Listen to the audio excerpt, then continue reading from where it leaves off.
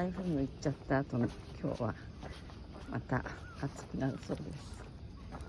今は気温が低くてすごいすっきりしてるけど、もう太陽が眩しくて、これで今日も最高気温東京は34度になるということで、今までよりは